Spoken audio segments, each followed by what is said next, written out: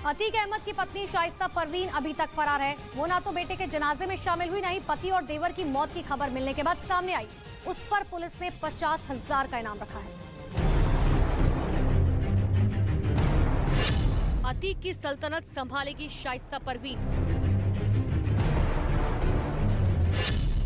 कहां छिपी है वांटेड गॉडमदर? पति अतीक और देवर अशरफ की हत्या कर दी गई, लेकिन शाइस्ता परवीन गायब रही। ना मौत की खबर सुनकर सामने आई, ना जनाजे में शामिल हो सकी। बेटा असद एनकाउंटर में ढेर हो गया, लेकिन शाइस्ता अपने लाडले बेटे का आखिरी वक्त में चेहरा तक नहीं देख पाई।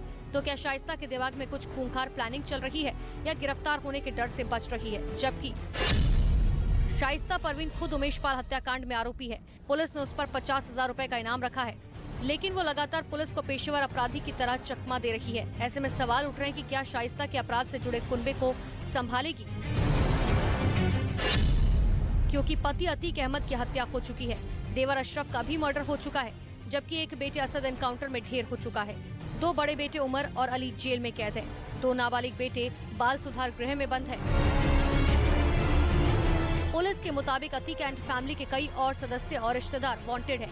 ऐसे में सबसे बड़ा सवाल यह है कि शाइस्ता परवीन कानून का सामना करेगी या फिर अतीक के जुर्म और जुल्म की सल्तनत की सुल्ताना बनना पसंद करेगी।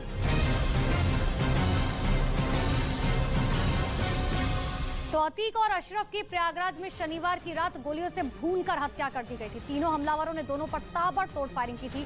वहीं पोस्टमार्टम रिपोर्ट में सामने आया कि अतीक अहमद को 8 जबकि अशरफ को 5 गोलियां लगी थी।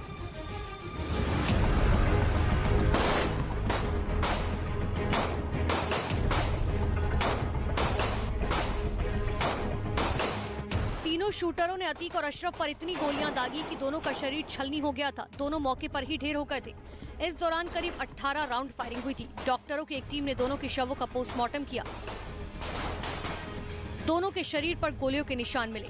4 डॉक्टरों के पैनल ने पोस्टमार्टम किया और पोस्टमार्टम के दौरान वीडियो रिकॉर्डिंग की गई। हमलावरों ने अतीक अहमद के ऊपर कई राउंड फायरिंग की थी। आपको बता दें कि आखिर अतीक अहमद को कहां-कहां गोलियां लगी थी। सर में, गर्दन में, छाती में और कमर में गोलियां लगी थी। वहीं अतीक के भाई अशरफ पर भी कई राउंड फायरिंग की गई, जिससे उसकी मौके पर ही मौत हो गई। एक गोली गले में लगी, एक गोली पीठ में, एक गोली कलाई, एक गोली पेट में, कमर से भी गोली मिली। 3 गोलियां अशरफ के शरीर में मिली, जबकि 2 गोलियां आर पार हो गई। अतीक और अशरफ पर जिस वक्त गोलियां बरसाई गई थी, उस वक्त वो पुलिस कस्टडी में दोनों को मेडिकल के लिए ले जाया जा रहा था। तभी रिपोर्टर बनकर पहुंचे हमलावरों ने दोनों पर ताबड़तोड़ फायरिंग कर दी, जिससे दोनों की मौके पर ही मौत हो गई।